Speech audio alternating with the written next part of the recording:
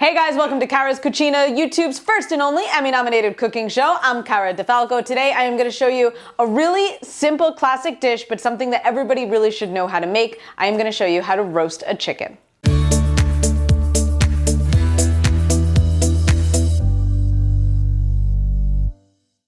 I have our 4-pound chicken. I also have my 50-pound pit bull begging for any piece of this 4-pound chicken. You're not having chicken right now, Roxy girl.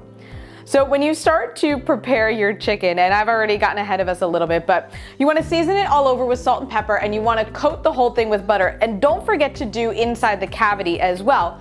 Before you do that, obviously, you got to make sure your cavity is empty, so you want to make sure you take your giblets out. I know plenty of people who have cooked a chicken with the giblets still inside of it, so pull those out. Save them. I like to use them to make chicken stock, so they are certainly good. You can roast them off and then refreeze them, and they'll be just fine. So our chicken is salt and pepper all over, a fair amount of salt, more than you think that you should probably use, and here's why. This is obviously bone-in, skin-on, whole animal chicken, so we want to make sure that it's seasoned throughout. I've also really just quartered an onion, or I cut it into sixths. I had 2 carrots and 2 pieces of celery that I also chopped into thirds. So I put some in the bottom of our baking dish, but I've also saved some that I'm going to use to stuff the cavity of the chicken. So I'm gonna actually just spin this whole thing, and we'll go this way. So same thing, plenty of butter on here as well, but we'll just get some of this stuff into the cavity of the chicken. And again, it's just gonna all add flavor to the chicken itself.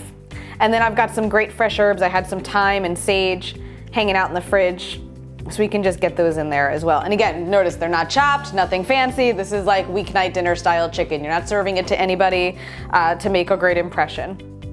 Okay, so at this point, we can put our chicken into our baking dish. And you just, whoop, our kitchen twine went with it. When you roast the chicken, you want to make sure it's the breast side up. And then a lot of times in chicken recipes, you'll see it says tuck the wing tips under. So this little part's the wing tip, and it cooks really fast because it's really just bony. There's not a lot of meat. So that's why it says to tuck it under. So what are you tucking it under? You're tucking it under the leg. So it's kind of get them down in there. Most chickens are packaged this way, so it should fit pretty easily.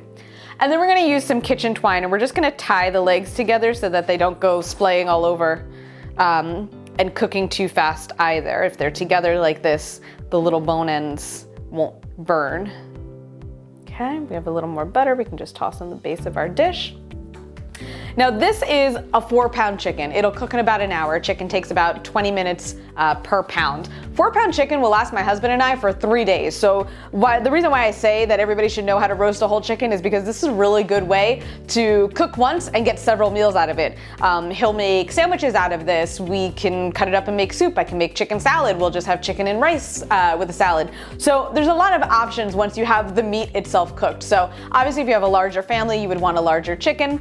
Once your chicken is roasted, pull it out of the oven and let it rest just for about 10 minutes to kind of let all the juices infuse back into the meat, let everything settle before you start cutting it up. You can cut it up and serve it right away for dinner with rice and a salad, or a baked potato and a salad, or some other greens. You can also save some, shred it, make chicken salad, put the chicken in soup.